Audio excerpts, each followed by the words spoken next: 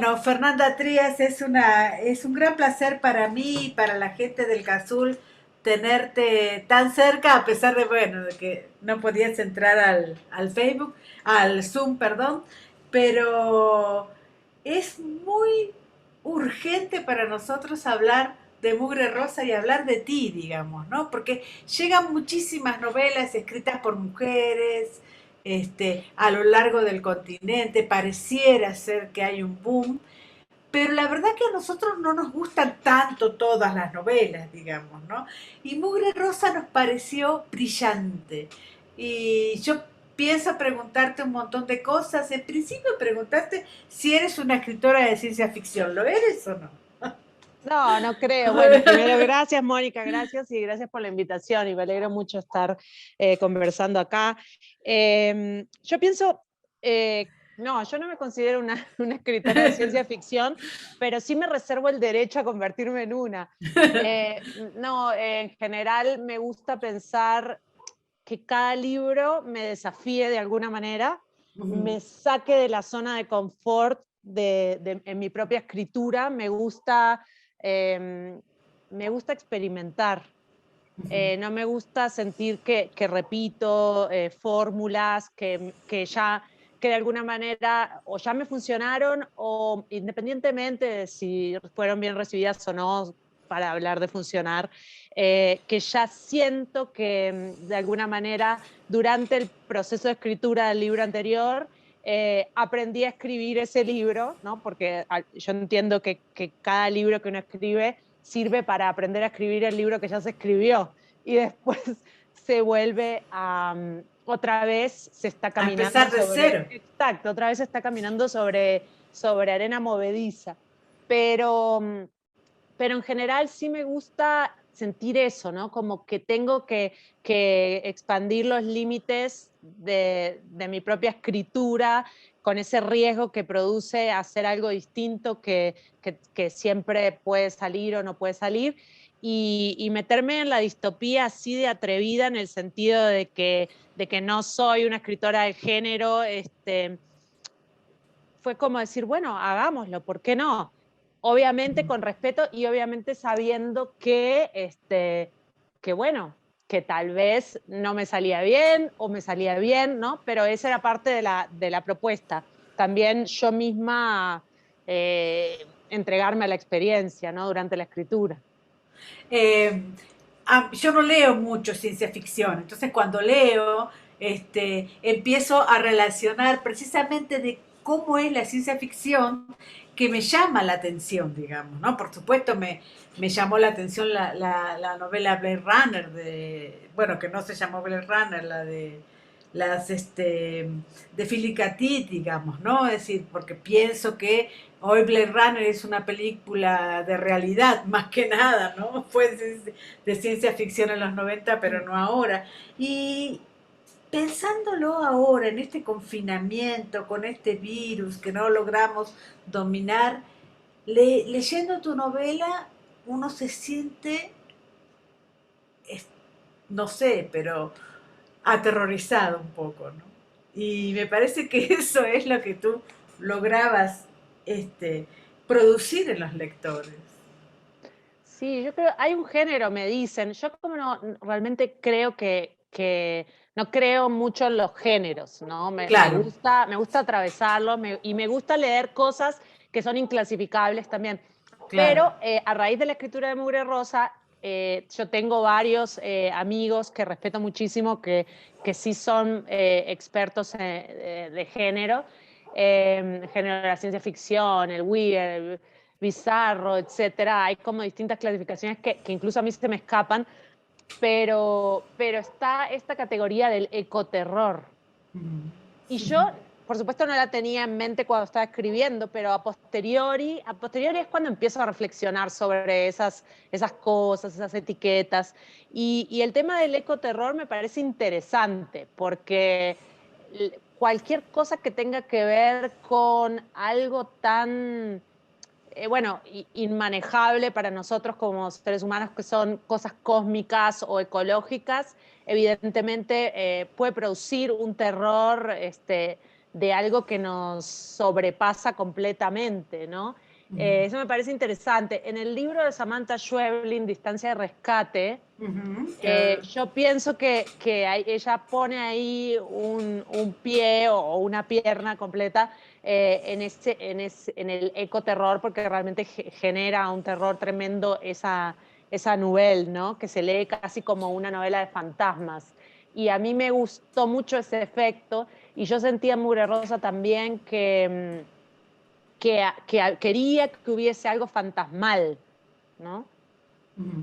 Ahora, nosotros somos víctimas de ese ecoterror y de esa cosa que nos ha cambiado la vida, como tú dices en el libro, de un momento para el otro, digamos, ¿no? Es decir, ese cambio sustancial de la vida, esa cosa que empieza a aparecer, toda esta peste, digamos, de un momento para el otro, digamos, ¿no? Eso me impresionó mucho en tu novela.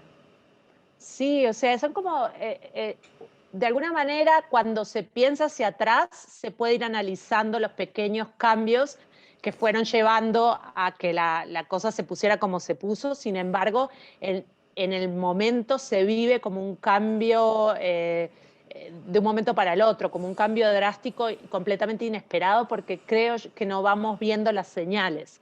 Claro. Y siento que eso nos pasó con la pandemia, aunque esto que escribí lo escribí antes de que existiera la pandemia. Después lo reflexioné porque con la pandemia nos pasó en el sentido de que se venía gestando y no nos dábamos cuenta. Cuando por allá, cuando en diciembre de 2019 salieron algunas noticias que alguien pescó o alguien no pescó, o sea, porque eran esas cosas que daban vueltas por ahí en las redes sociales, de que había un virus en Wuhan, en una ciudad china que ni siquiera la ciudad, era una ciudad principal, era una ciudad de por allá. Nunca pensamos que eso podía ser el principio de otra cosa, ¿no? Y en la novela, curiosamente, pasa eso, ¿no? Como todo el tiempo que seguimos viviendo normalmente sin pensar que esos cambios pueden ser el principio de un antes y después en nuestras vidas, porque, digamos, esta pandemia ha marcado también un antes y un después muy claro, ¿no? Ujú. También es cierto que en la novela hablas de una normalidad después de la peste, digamos, que me parece que también estamos empezando a pensar otra nueva normalidad ahora, digamos. Y también es cierto que has escrito la novela antes de la peste y precisamente por eso es tan estremecedora, digamos, ¿no? Es decir, pareciera ser que los buenos escritores predicen un poco el futuro. Dicen, en general, sí se dice que la literatura tiene algo premonitorio, tiene una capacidad Sí. premonitoria. Lo que pasa es que una nunca piensa que va a ser una la que va a tener esa Sí. capacidad, pero, pero lo que decías de la normalidad después de la peste o la normalidad después de la catástrofe, sí, también lo pienso porque creo que hay un impulso una pulsión muy fuerte del ser humano por seguir viviendo a como dé lugar, Ujú. construyendo algún tipo de normalidad y tratando de crear algún tipo de vida común y corriente, como la que podemos tener todos, a pesar de las circunstancias apocalípticas. Y eso yo lo reflexionaba pensando en territorios en guerra, por ejemplo, donde han ocurrido catástrofes o guerras o conflictos que se alargan en el tiempo. Y vos ves que llega un momento en el que hay que encontrar una manera de seguir viviendo en medio de eso, Ujú. ¿no? Eh, y entonces, eso es en lo que reflexionaba y ahora también lo estamos viendo, que también hay un punto de agotamiento, me parece, en la gente de decir, bueno, hay que construir algún tipo de normalidad dentro de dentro de esta pandemia que estamos viviendo, porque la vida es algo como un torrente que no se puede parar, ¿no? Ujú. Incluso aunque se esté cayendo a pedazos el mundo, eh, hay que seguir, no sé si hay que seguir, pero yo creo que ese es como prácticamente el instinto humano, es seguir para adelante. Sí, yo veía hoy, porque bueno, estoy muy obsesionada con el tema de Afganistán, entonces veía a la gente que decía, es increíble lo fuertes que somos, porque han pasado guerras todo el tiempo, van a seguir pasando guerras y hay millones de cosas que elaboran para poder seguir vivos, digamos, ¿no? Sí, exacto. Eso es impresionante verlo. Y es lo que genera algún tipo de esperanza, algún tipo de esperanza, ¿no? Poder ver eso, ¿no? Eh, por otro lado, está el riesgo de vivir, de que esa necesidad de seguir viviendo lleve a tomar ciertas actitudes egoístas a nivel comunitario, que creo que también lo hemos visto, ¿no? O sea, siempre van a estar los que niegan, siempre van a estar los que la realidad es demasiado pesada para ellos y van a lograr minimizarla por medio de las teorías de conspiración, etcétera. Porque realmente yo pienso, estamos todos muy enojados con los antivacunas, estamos enojados con la gente que dispersa teorías de conspiración rarísimas, pero nunca nos paramos a pensar por qué esta gente cae en estas ideas, en estas teorías conspiranoicas, como le llaman. Y yo pensando ya desde un lado más humano, más desde la compasión, que al final me interesa porque después de ahí yo puedo trabajar la gama de grises y la complejidad de los personajes, ¿no? Porque si fueran solamente unos bobos y unos malos y unos Claro. ignorantes, no me sirve. Y yo pienso, no sé si es la respuesta, pero es una respuesta posible, de que estas personas tienen que sentir mucho miedo. Tanto miedo que no pueden soportar la realidad del virus o lo que sea y que tienen que pensar que hay una conspiración, que todo es mentira, o tienen que pensar que no es nada, que no sé, ¿no? Como una especie de mecanismo de defensa que parte de una incapacidad para aceptar las cosas por miedo. Sí, bueno, hoy también hablaba desde Buenos Aires que hablaban de que tuvieron que convencer a los senegaleses para poner la vacuna no solo del coronavirus, sino también de la gripe, pero ellos también expresaban el miedo que habían tenido cuando sus madres habían recibido vacunas que las habían matado en Senegal, que no sé cómo es la tragedia esa, pero también a veces hay circunstancias que nos obligan a tener ese miedo que tú dices, ¿no? Sí, sí. En realidad el miedo es una emoción que a mí me obsesiona. Yo la he trabajado en la azotea, para empezar, hace 1000 años, en el siglo pasado, eh, en la azotea y también en los otros, en la Ciudad Invencible, de distintos ángulos. Siempre el miedo me parece que es una emoción muy interesante para explorar en lo literario porque esa es una emoción muy poderosa, que es muy instintiva, que realmente nos domina y que genera el impulso de huir, luchar o quedar paralizado. Son las tres posibles reacciones ante el miedo, ¿no? Entonces, pienso que de ahí, y además es tan reptiliana la reacción que muchas veces no la podemos controlar. Y nos lleva a actuar de maneras impredecibles y de maneras que se pueden volver muy interesantes para explorar en lo literario. Por eso me parece que sí, que el miedo casi siempre está subyacente en la base de muchas de nuestras decisiones, incluso, sí, constantes decisiones vitales y que muchas veces ni siquiera lo notamos. También Mugre Rosa tiene un gran contenido metafórico, digamos, ¿no? Es decir, uno puede ver la mugre rosa y uno puede ver, imaginar la mugre rosa, por ejemplo, en Afganistán, ¿no? Digamos, siempre han temido los talibanes y de pronto los talibanes vienen y van a hacer, decía recién una periodista española, que van a hacer lo que hacen siempre, no, no pensemos que los talibanes ahora son mejores. Entonces pensaba yo que hay mugres rosas por todos lados, digamos, ¿no? Me parece. Sí, total. Y está el tema de la huida, ¿no? De los migrantes, de los migrantes internos o tratar de cruzar fronteras. Siempre ante una catástrofe está esa posibilidad de salvación más allá de fronteras. A mí en Mugre Rosa me interesaba también pensar eso, como decir, bueno, si hubiese una catástrofe ambiental podría ser Montevideo o cualquier otra ciudad portuaria, y la gente quisiera irse de ahí, ¿hacia dónde se iría? ¿Y cómo transformaría todo el mapa geográfico social, ¿no? Las zonas que antes eran como desvalorizadas pasarían a valorizarse porque son las zonas seguras, ¿no? Entonces empieza a cambiar toda la configuración, toda la manera en que vamos a habitar el territorio.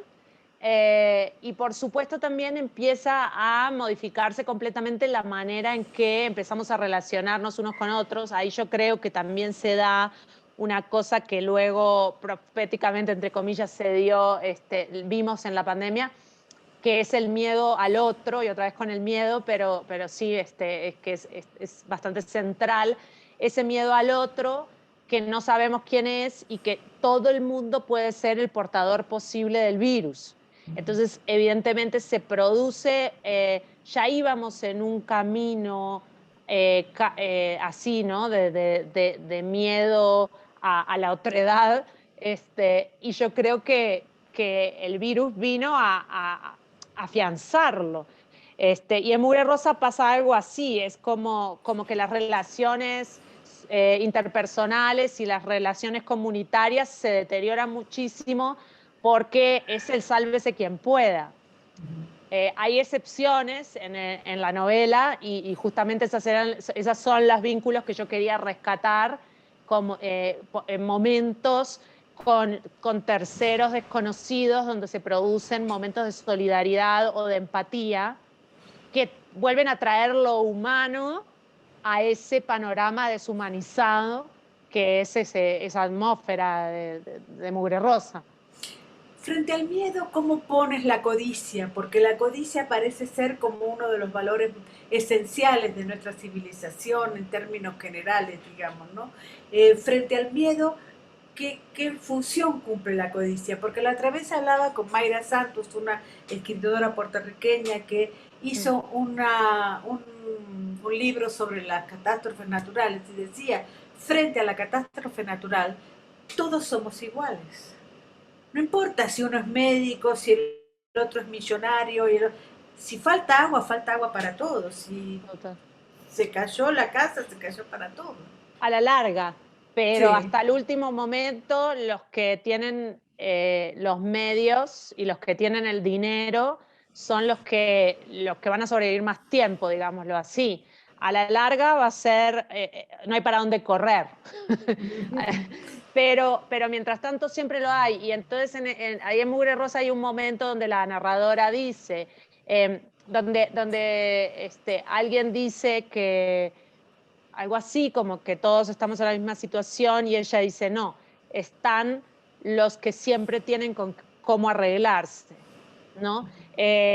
Claro que en definitiva ya llevado a un extremo ya no hay para dónde correr porque el mundo es redondo y no hay por dónde salir, pero mientras tanto sí, y luego, o también creo que hemos observado ahora en la pandemia, ¿no? Porque acá en Colombia, me imagino que en México también ha sido tremenda lo evidente de la desigualdad, porque desde el minuto en que se declaró, cuando vino la pandemia, en cuanto se declaró la cuarentena obligatoria, el encierro obligatorio para todo el mundo, eh, eh, acá los más ricos escaparon de la ciudad y se fueron todos para sus fincas, para sus casas de campo, casas en tierras calientes, espacios abiertos, con piscina, donde podían pasarla genial.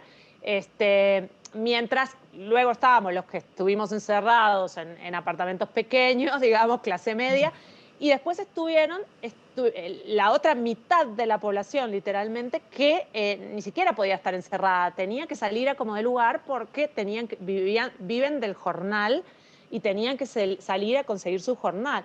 Entonces, claro, ahí vimos, ¿no?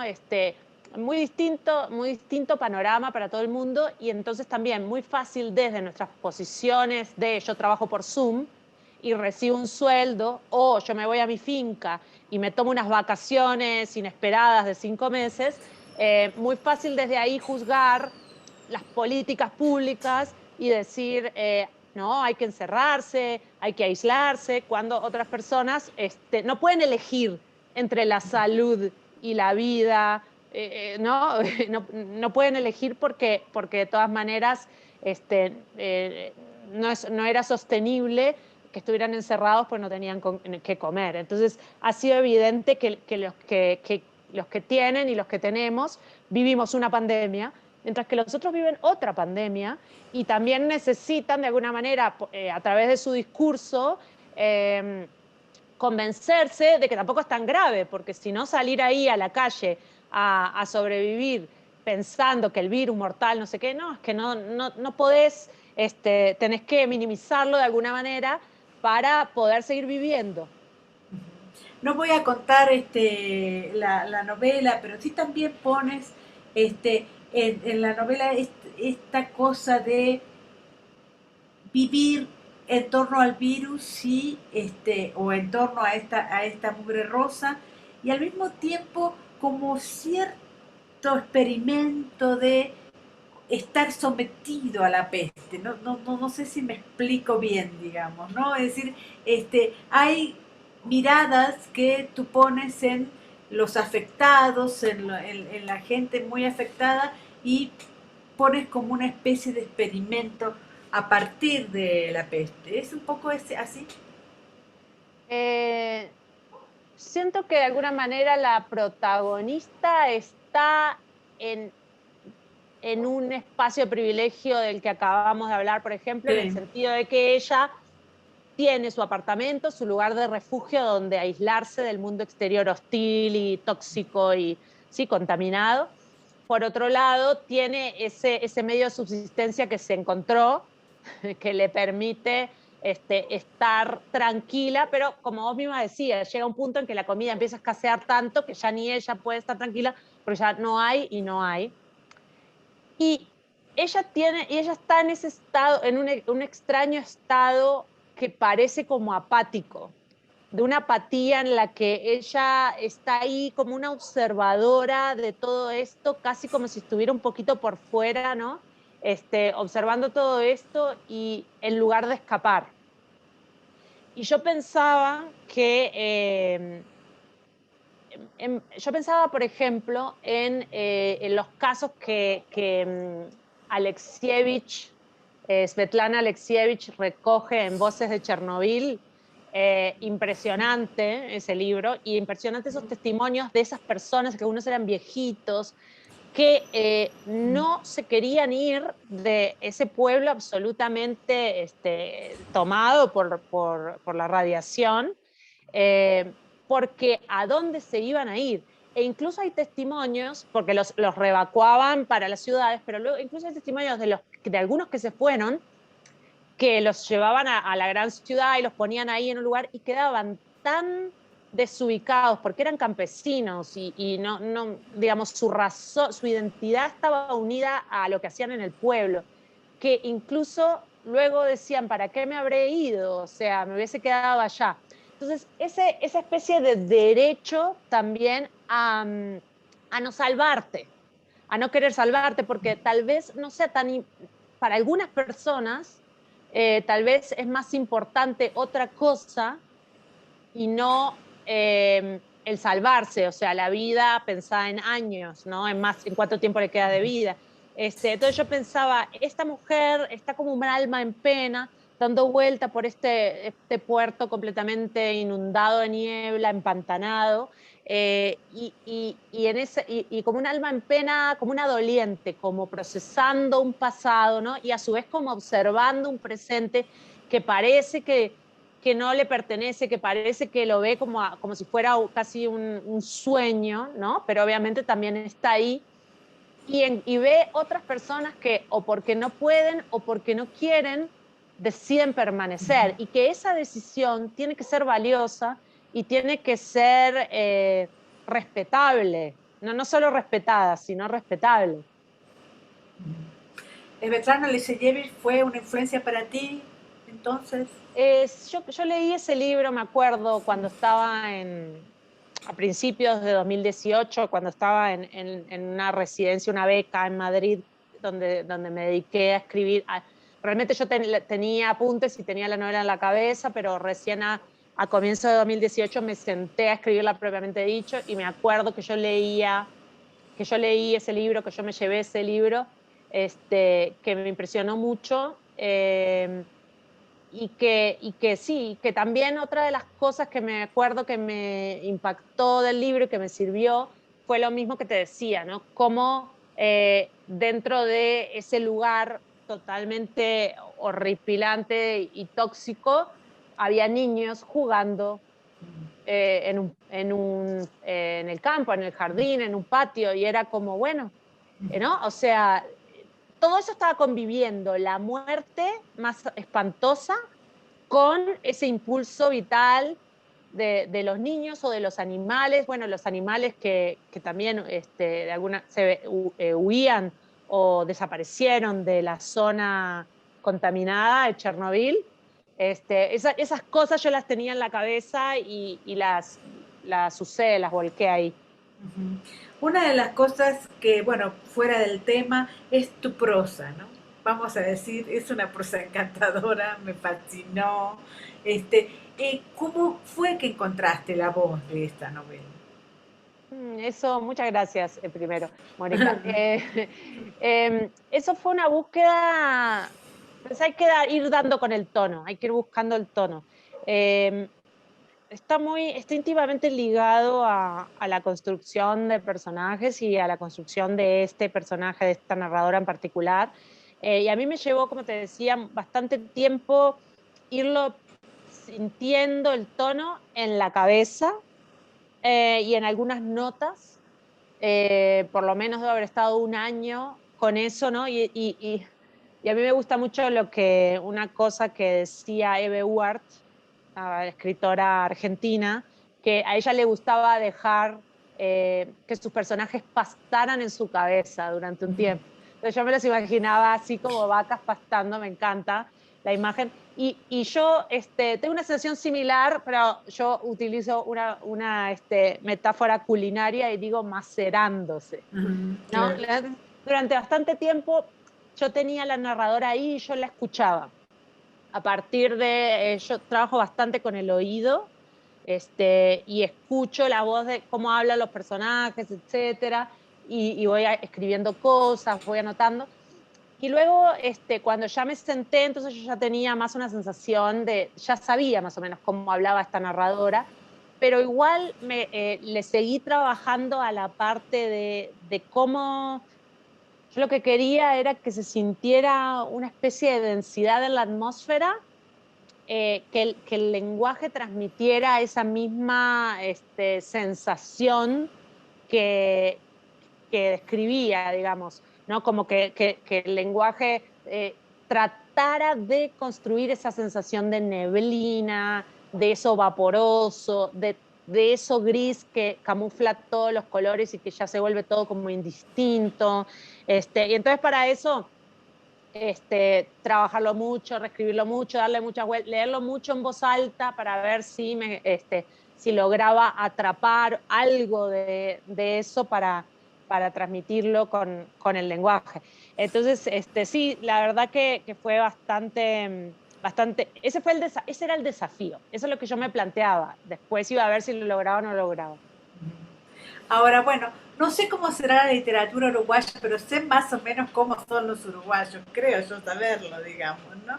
¿Qué pasa contigo?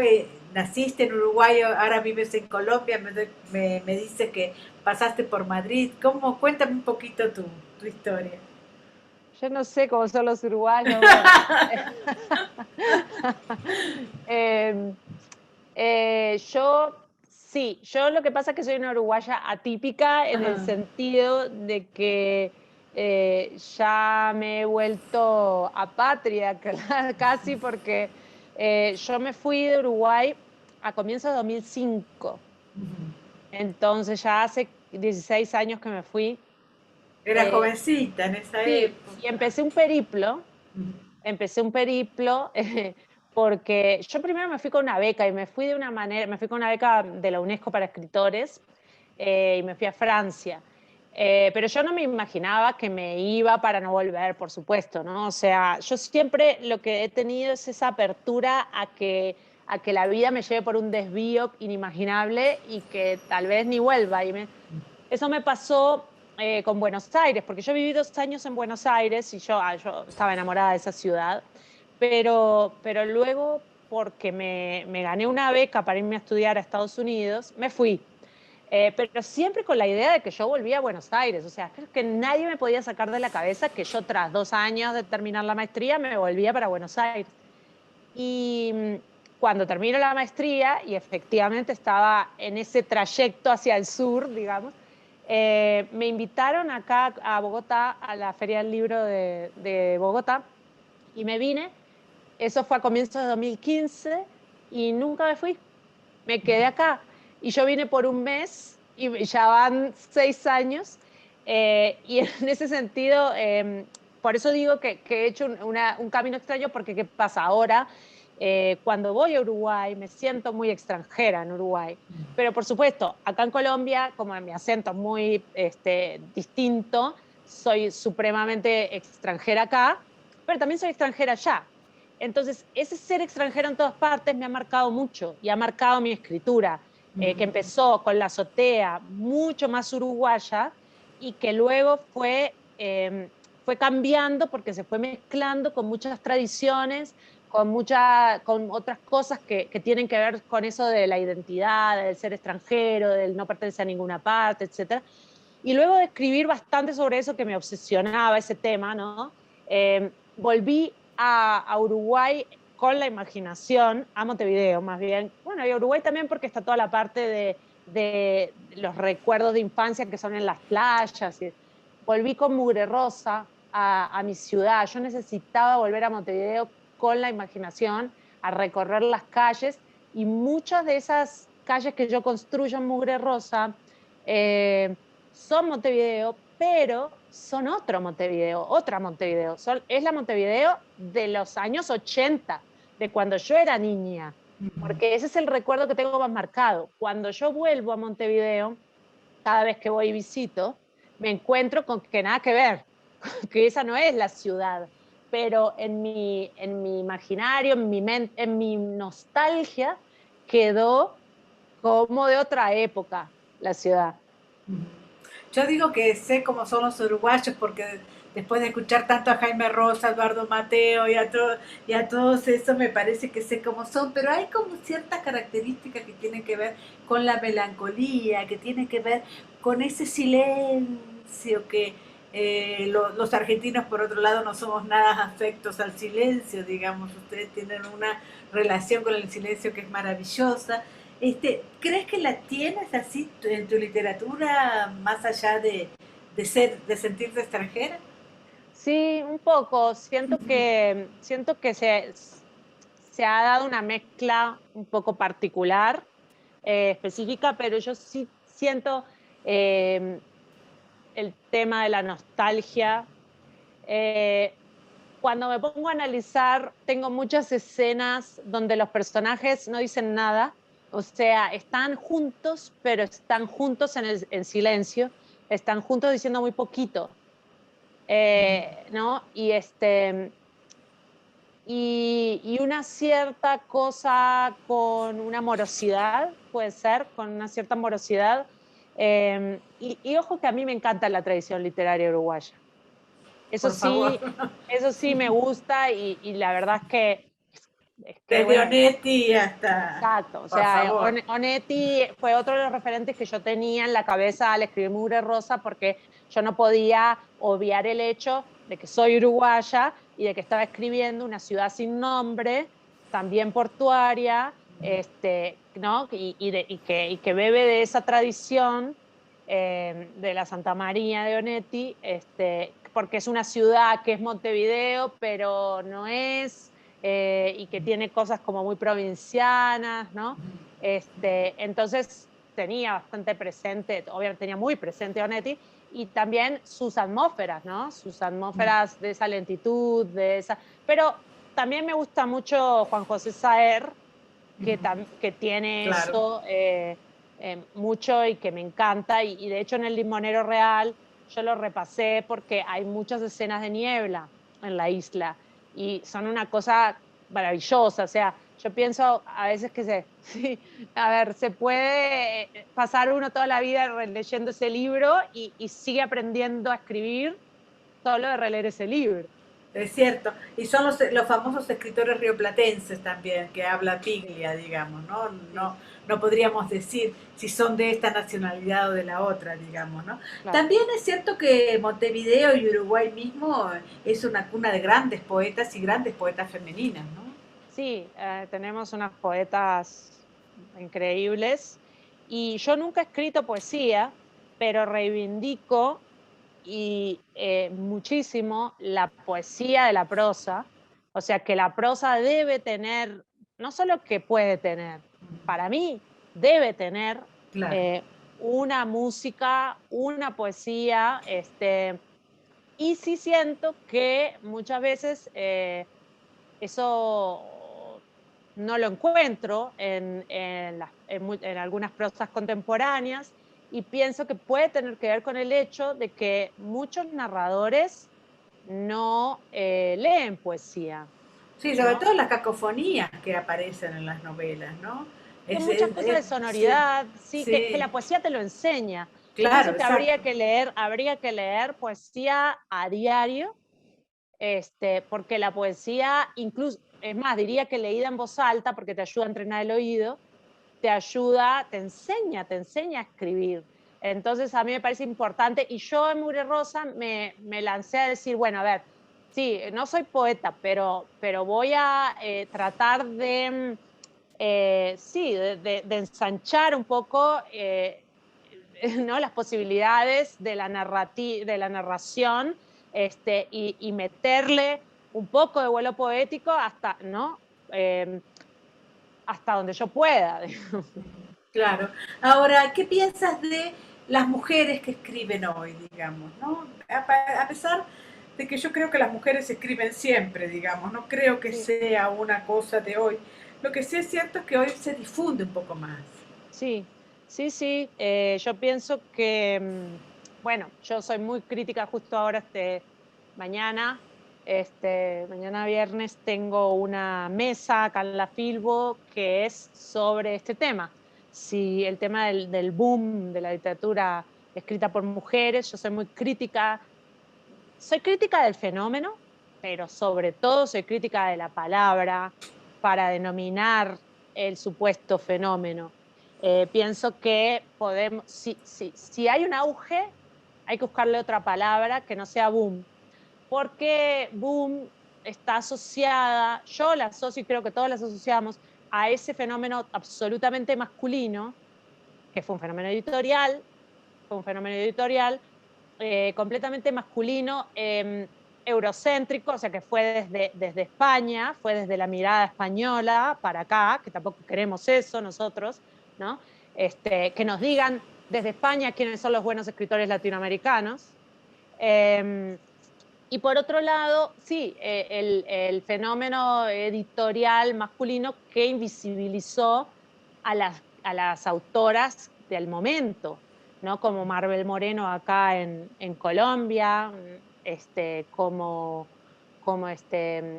Elena Garro en como Elena Garro, México. exactamente, era quien quería decir, etcétera. Entonces, eh, asimilarlo me parece problemático. Me gustaría justamente no sé, que buscar otra palabra. Ahora, sí pienso que se están escribiendo cosas muy interesantes. Yo leo mucho, me intereso. Me gusta la potencia con la que las escritoras, o sea, siento como que se trata de priorizar una ferocidad, que se trata de priorizar una potencia cruda, ¿no? No sofisticada, sino cruda, o sea, en carne viva. Me parece que eso es como lo que observo mayormente. Eh, y, y entonces, eso es lo que pienso con las cosas muy interesantes que están escribiendo, que están teniendo un poco más de visibilidad, pero yo no caigo en la trampa de creer que realmente se han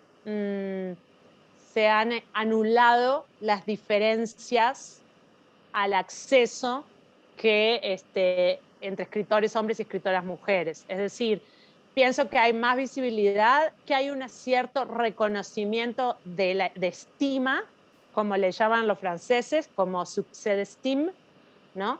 Eh, pero que puede ser engañoso, porque los premios, las grandes ferias, las grandes cosas, ya hemos visto las cosas que han pasado, como en la feria, como en México, en varios lugares, acá en Colombia, donde te descuidas 2 minutos y ves que toda la delegación son hombres, que todos los finalistas son hombres. O sea, me parece que hay que tener cuidado y que no hay que dejarse embaucar por unos espejitos de colores.